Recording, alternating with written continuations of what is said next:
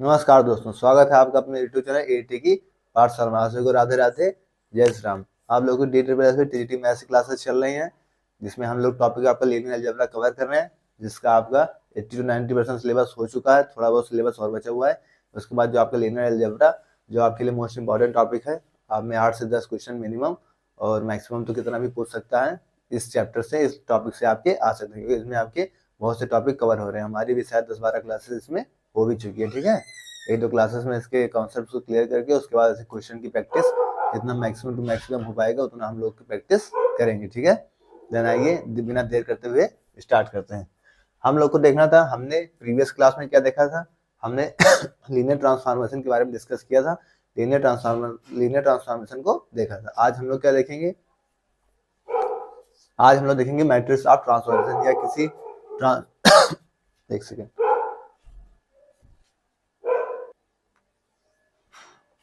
आज हम देखेंगे किसी मैट्रिक्स की ट्रांसफॉर्मेशन। ठीक है, कोई आपके पास वेक्टर स्पेस दे रखा है, उसकी इमेज ली जा रही है डब्ल्यू पे।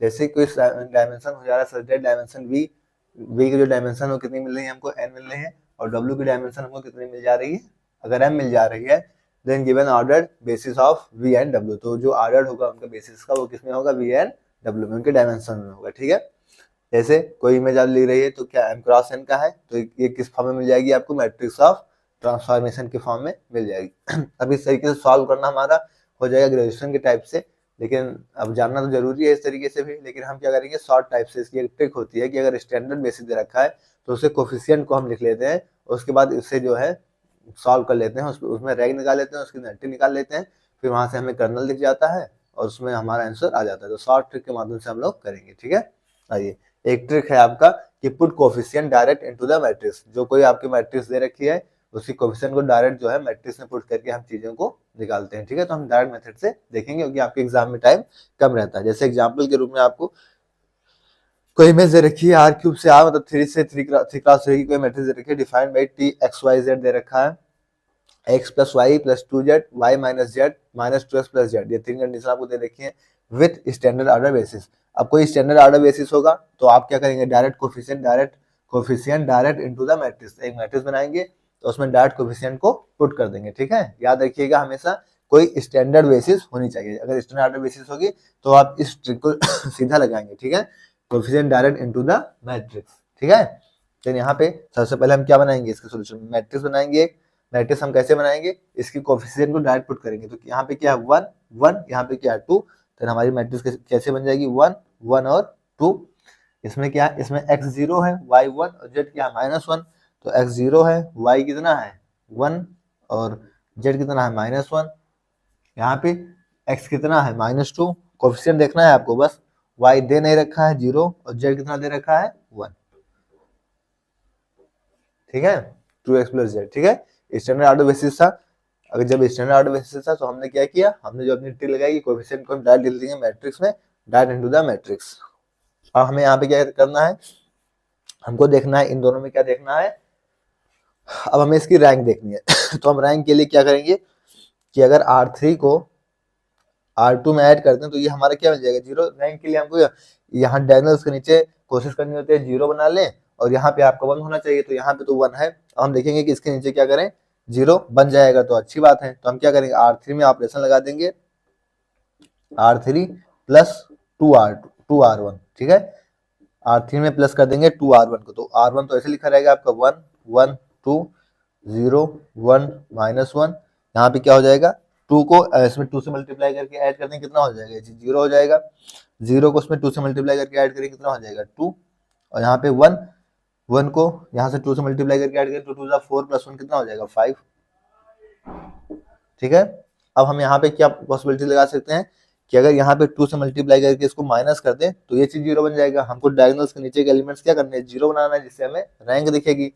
देन अब हम क्या करेंगे, यहाँ से फिर से हम R3 में लगाएंगे कि R3 माइनस में 2R2।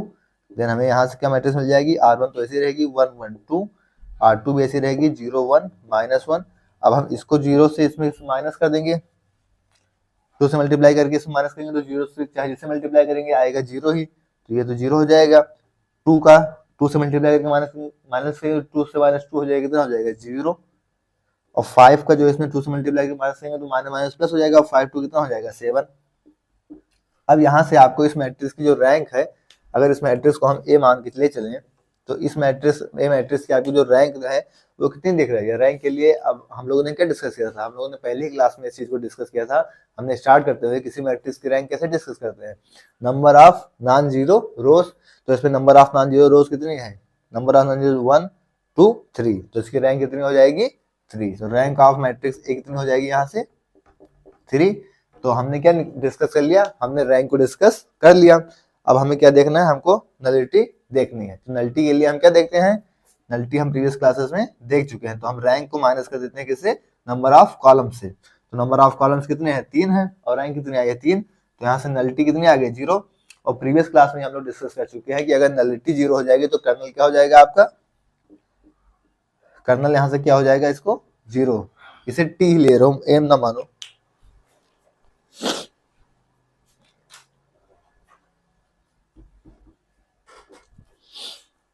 ठीक है, टी दे ही रखी है जब मैट्रिक्स को, तो इसे टी ही लेके चलो। ठीक है, तो इसकी नलिटी कितनी आ जाएगी यहाँ से 0, कर्नल क्या आ जाएगा 0।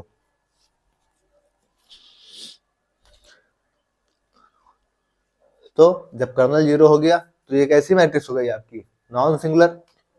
कैसी मैट्रिक्स हो गई, नॉन सिंगुलर।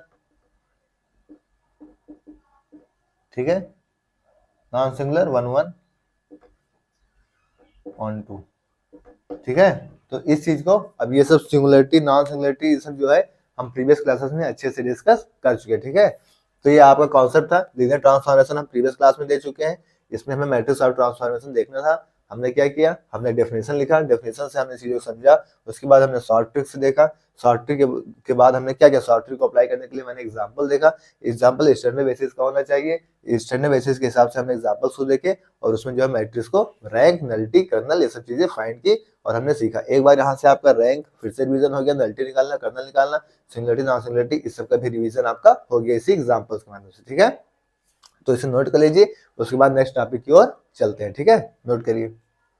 और रिवीजन मस्ट है, रिवीजन आप लोग नहीं करेंगे तो डेली भूलते जाएंगे। ठीक है, इसके क्वेश्चंस को हम लोग क्वेश्चन की प्रैक्टिस जल्दी करने वाले हैं, कॉन्सेप्ट्स आपके जल्दी से जल्दी खत्म हो जाएगा 1-2 क्लास में। इसके बाद हम लोग क्वेश्चन की प्रैक्टिस, कई क्वेश्चन प्रैक्टिस करेंगे। ठीक है, नोट करिए।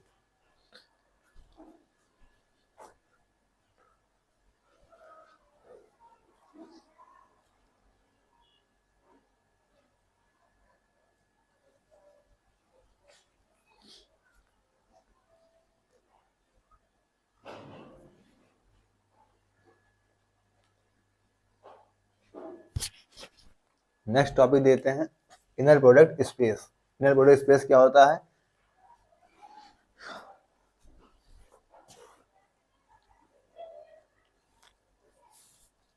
ये कुछ और नहीं, बस आपका वेक्टर स्पेस ही होता है। लेकिन किसके साथ होता है, ये इनर प्रोडक्ट के साथ आपका ये वेक्टर स्पेस ही होता है। ठीक है, आइए देखते हैं। Let V over F be a vector space.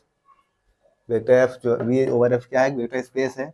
Then V is said to be inner product space under inner product. ये किस चीज का सिंबल है आपका, इनर प्रोडक्ट को हम कैसे दर्शाते हैं, इस सिंबल से। ठीक है, तो आप वी क्रॉस वी करेंगे तो वो या तो फील्ड आके फील्ड में जाएगा, किसी फील्ड में, या तो रियल की होगी या तो कॉम्प्लेक्स की होगी। ठीक है, सेटिस्फाइंग द फॉलोइंग कंडीशन, ये आपकी 3 कंडीशन दे रखी हैं। इन तीनों कंडीशन को क्या करेगा, वो चीज आपका सेटिस्फाई करेगा तो वो आपका इनर प्रोडक्ट स्पेस होगा। पहला, अगर u1 u2 दो आपको दे रखे हैं,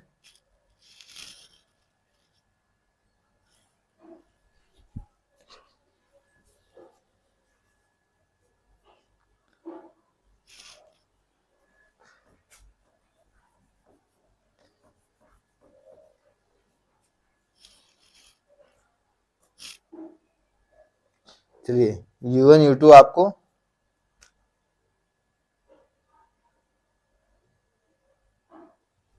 एक सेकंड थोड़ा सा,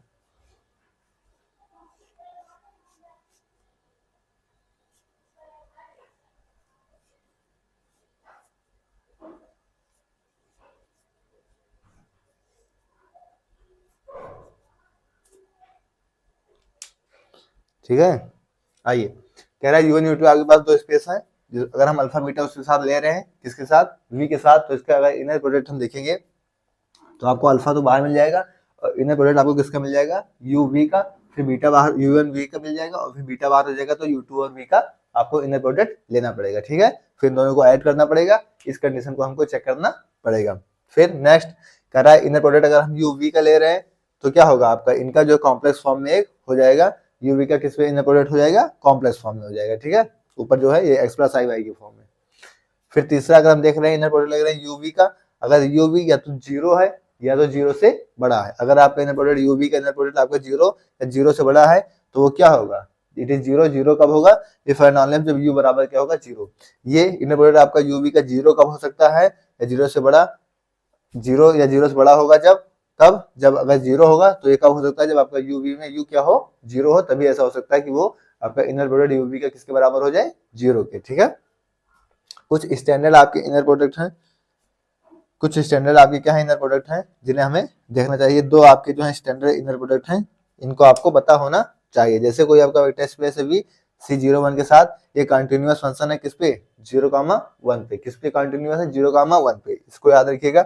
एक दूसरा आपका m n क्लास है, कोई मैट्रिक्स है तो उस पे फिल जो है f फंक्शन क्या है आपका, स्टैंडर्ड इनर प्रोडक्ट स्पेस है, ठीक है। तो ये आपका था इनर प्रोडक्ट स्पेस, इसे नोट कर लीजिए। फिर नेक्स्ट कॉन्सेप्ट की ओर चलते हैं। इतना इंपॉर्टेंट नहीं है लेकिन फिर भी कहीं आ ही जाए तो आपकी डेफिनेशन या थोड़ा बहुत कॉन्सेप्ट जो है उसका क्लियर होना चाहिए। वैसे जो अभी तक हम कर चुके हैं उसमें से ही आपका आना 80 to 90% डन बात है, लेकिन अभी भी थोड़ा बहुत जो बचा हुआ है इसको हम देख ले रहे हैं, ताकि अगर कहीं से भी एग्जाम में थोड़ा सा इधर उधर कर भी दे तो आपको कोई दिक्कत ना हो ना, इसलिए हम इन सबको एक नज़र देख ले रहे हैं। अगर एग्जाम में आ जाता है, अगर हम देखे रहेंगे तो वहाँ पे टिक करने में हमको आसानी हो जाएगी, ठीक है, इसलिए देख ले रहे हैं। वैसे आपका सिलेबस लगभग हो चुका है, नोट कर लीजिए। फिर नेक्स्ट कॉन्सेप्ट की ओर आगे की ओर बढ़ते हैं।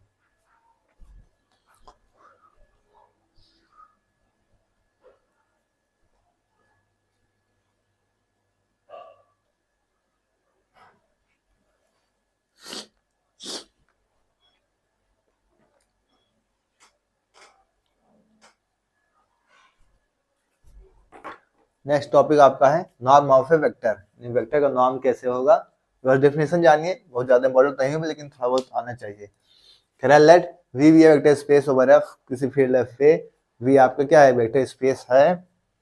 तो नॉर्म का हम डिफाइन कैसे करते हैं, डबल इस तरीके से हम नॉर्म को डिफाइन करते हैं। नॉर्म ऑफ वी है ये, नॉर्म ऑफ वी, नॉर्म किसी चीज का वेल डिफाइंड है, उसका डॉट प्रोडक्ट कैसे डिफाइंड होगा। तीन कंडीशन आपको दे रखी है, फिर से इन तीनों कंडीशन को आपको जानना मस्ट है, ठीक है। पहली कंडीशन क्या है आपके लिए कि नॉर्म ऑफ वी या तो 0 से बड़ा होना चाहिए। कब, जब नॉर्म ऑफ वी 0 कब होगा, जब आपका वी 0 होगा। यही पिछली कंडीशन भी अभी हमने पिछले टॉपिक में इस कंडीशन को देख रखा था कि इनर प्रोडक्ट 0 कब हो रहा था, जब उसमें यू आपका 0 हो रहा था। वही कंडीशन यहाँ पर भी है, ठीक है। जरा कोई अल्फा ले रहे हैं वी के साथ, उसका अगर नॉर्म ले रहे हैं तो अल्फा का नॉर्म बाहर आ जाएगा, वी का नॉर्म में जाएगा। अल्फा कहाँ से आएगा, फील्ड से आएगा, और वी कहाँ से आएगा, वेक्टर स्पेस से आएगा, ठीक है।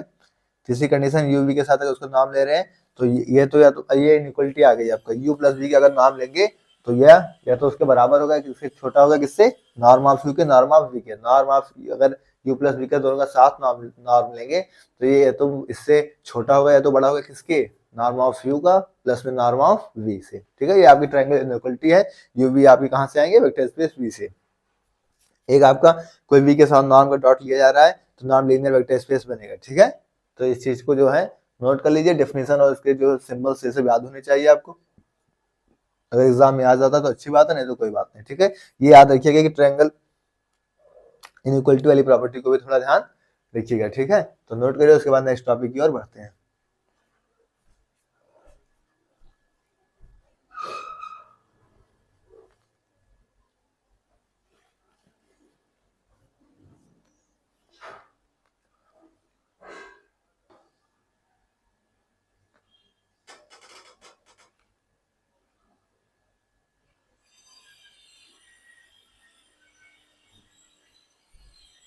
ऑर्थोगोनल सेट और ऑर्थोनॉर्मल सेट इंपॉर्टेंट है दोनों, ये दोनों आपके एग्जाम में आ सकता है।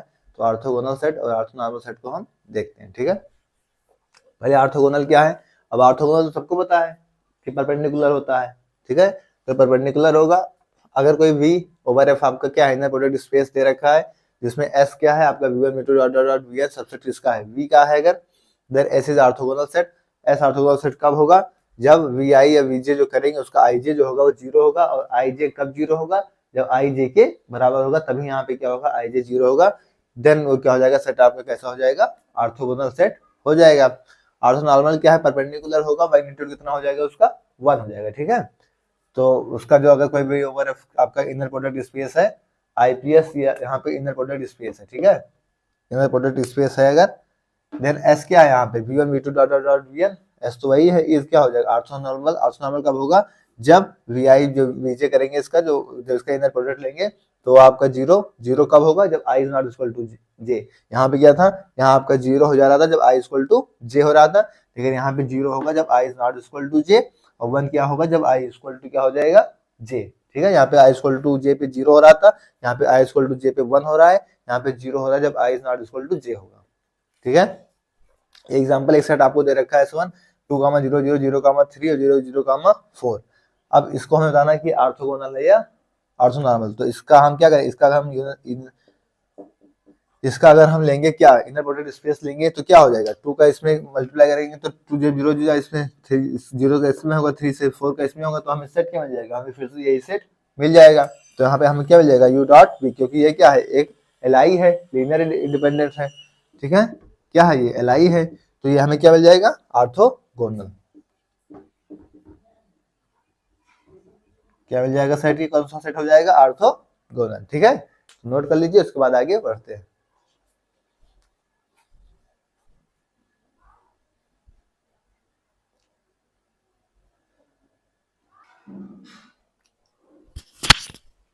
हम लोगों ने ऑर्थोगोनल का देखा था, अब हम ऑर्थोनॉर्मल का एग्जांपल देखते हैं कि ऑर्थोनॉर्मल को हम लोग कैसे पहचानेंगे, ठीक है। ये कोई सेट आपको दे रखा है 1/√2, 1/√2 0, 1/√2 माइनस 1/√2 0, 0 0 1 दे रखा है। तो हम सबसे पहले इसको क्या करेंगे, इसका क्या लेंगे इनर प्रोडक्ट, इसका क्या करेंगे इनर प्रोडक्ट लेंगे। तो आपको अगर मान लें v1 v2 v3 दे रखा है, तो हम सबसे पहले क्या करेंगे इनका इनर प्रोडक्ट देखेंगे। तो हम किस तरह से देखें, पहले v1 और v2 का अगर हम देखें तो 1/√2 को 1/√2 मल्टीप्लाई करके कितना हो जाएगा 1/2,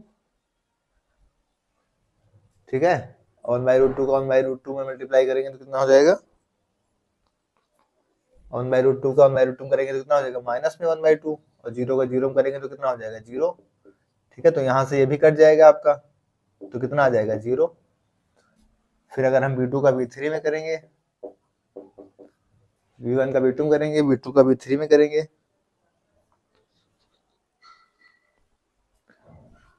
v2 का क्या करेंगे v3 में करेंगे, तो 1/√2 का 0 से करेंगे कितना हो जाएगा 0, प्लस माइनस 1/√2 का 0 करेंगे कितना हो जाएगा 0, और प्लस 0 का 1 में करेंगे तो कितना हो जाएगा 0। तो यहाँ से हमको क्या मिल रहा है 0 मिल रहा है। v1 का v2 कर लिए, v2 का v3 में कर लिए, अब v3 का v1 में करेंगे। अब v1 और v3 क्या करेंगे, तो v1 का v3 में करेंगे तो कितना 1/√2 का 0 में कितना हो जाएगा 0, प्लस 1/√2 का 0 में करेंगे कितना हो जाएगा 0, और प्लस 0 का 1 में करेंगे कितना हो जाएगा 0। मतलब यहाँ से भी आपको क्या मिल रहा है 0 मिल रहा है। मतलब हम इसका इनर प्रोडक्ट स्पेस करें तो यहाँ पे क्या मिल रहा है हमको, यहाँ पे 0 मिल रहा है। अब इसके बाद हम क्या करें, अब हम क्या करेंगे v1 का v1 में ही करके देख लें एक बार, v1 का v1 में करके देख लें। तो 1/√2 का 1/√2 में करेंगे कितना हो जाएगा 1/2, और फिर जब 1/√2 का 1/√2 करेंगे तो कितना हो जाएगा यहाँ से 1/2, और प्लस में अगर 0 का 0 करेंगे तो कितना हो जाएगा 0, और यहाँ से क्या हो जाएगा 2 एलसीएम हो जाएगा, 1/2 1/2 आधा आधा कितना होता है 1 होता है, और 0 में जुड़ जाएगा तो कितना आ जाएगा 1।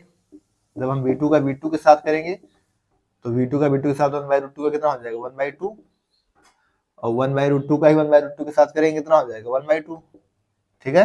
और माइनस माइनस से क्या हो जाएगा यहाँ पे प्लस हो जाएगा, और प्लस 0 का 0 के साथ 0 हो जाएगा, फिर आधा आधा जुड़ के कितना हो जाएगा 1, तो यहाँ पे कितना आ जाएगा 1। फिर हम v3 का v3 के साथ जब करेंगे कितना हो जाएगा 0 का 0 के साथ करेंगे 0, 0 का 0 के साथ करेंगे 0, और 1 का 1 के साथ करेंगे तो कितना आ जाएगा 1, यानी यहाँ पे कितना आ गया 1। मतलब हमें एक बार 0 मिल जा रहा है, एक बार 1 मिल जा रहा है। 0 कब मिल जा रहा है, जब आप क्या कर रहे हैं i is not equal to j, मतलब i j जो आपका अलग अलग है, तो हमको क्या मिल जा रहा है j 0, यानी यहाँ पे क्या है आपका i is not equal to j है। मतलब इस एलिमेंट्स का मल्टीप्लाई इसमें कर रहा है, मतलब दोनों अलग अलग कर रहे हैं, तो आपको क्या मिल रहा है 0 मिल जा रहा है, यानी i is not equal to j है। और यहाँ पे क्या कर रहे हैं इसका मल्टीप्लाई इसी से कर रहे हैं, यानी i इक्वल टू j। यहाँ पे क्या है आपका, यहाँ पे i इक्वल टू j वाली कंडीशन है, तो हमको क्या मिल जा रहा है, हमको 1 मिल जा रहा है, जो अभी हमने पिछली कंडीशन को देखा था। तो ये सेट आपका कैसे हो जाएगा यहाँ से, ऑर्थो नॉर्मल। ठीक है, समझ में आ गया। तो ये आपका क्या कैसा सेट हो जाएगा, तो इस तरीके से हमको देखना है। जब हम उसी का उसी से मल्टीप्लाई करेंगे, यानी आई और जे की वैल्यू दोनों क्या हो गई, सेम हो गई, तो हमें क्या मिल रहा है, 1 मिल रहा है। और जब आई जे की वैल्यू अलग अलग है, जब इनके डिफरेंस मल्टीप्लाई करें, इसका इससे, इससे इससे और इसका इससे, तो हमको क्या मिल रहा है, हमको 0 मिल जा रहा है। मतलब आई नॉट इक्वल टू जे वाली कंडीशन में हमको 0 मिल रहा है, और वाई इक्वल टू जे वाली कंडीशन में हमको 1 मिल रहा है। तो अभी जो हमने कंडीशन देखी थी, तो सेट आपका कैसा हो जाएगा, ऑर्थोनॉर्मल। आपके लिए ऑर्थोगोनल और ऑर्थोनॉर्मल सेट इंपॉर्टेंट है, आपके एमसीक्यू टाइप क्वेश्चन में जरूर आ सकता है। ठीक है, तो इसे अच्छे से देखिए, समझिए और नोट करिए। ठीक है, अगर किसी को न समझ में आया तो वीडियो को मतलब पीछे करके थोड़ा सा फिर से समझ लीजिए, मैंने 2-3 बार अच्छे से इसको समझा दिया है। ठीक है, नोट करिए, इंपॉर्टेंट चीज है आपके लिए।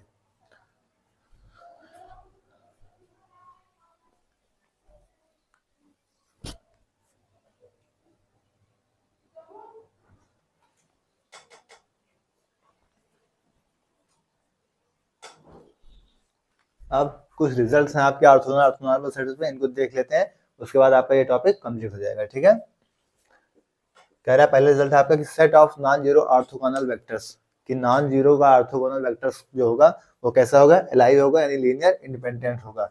Set of non zero orthogonal vectors, यानी नॉन जीरो ऑर्थोगोनल वेक्टर्स का जो सेट होगा वो आपका कैसा होगा, एलाइ होगा, यानी लीनियर इंडिपेंडेंट होगा। और दूसरी का रिजल्ट आपका कह रहा है कि every orthonormal set is linear independent, जो कि अभी हमने देखा कि एवरी जो ऑर्थोनॉर्मल सेट है वो कैसा होता है आपका, linear independent. But converse need not be true, यानी एवरी एलाइ सेट जो है वो ऑर्थोनॉर्मल नहीं होगा। मतलब आपका जो है एवरी ऑर्थोनॉर्मल सेट है वो क्या होगा, लीनियर इंडिपेंडेंट होगा, एलाइ होगा, लेकिन एवरी एलाइ सेट जो होगा लीनियर इंडिपेंडेंट होगा, वो ऑर्थोनॉर्मल नहीं होगा। But converse need not be true. तो ये आपका ऑर्थोगोनल और ऑर्थोनॉर्मल आपका कंप्लीट हो गया। अब हमें जो है नेक्स्ट टॉपिक को देखना है, तो इसे नोट करिए, उसके बाद देखते हैं।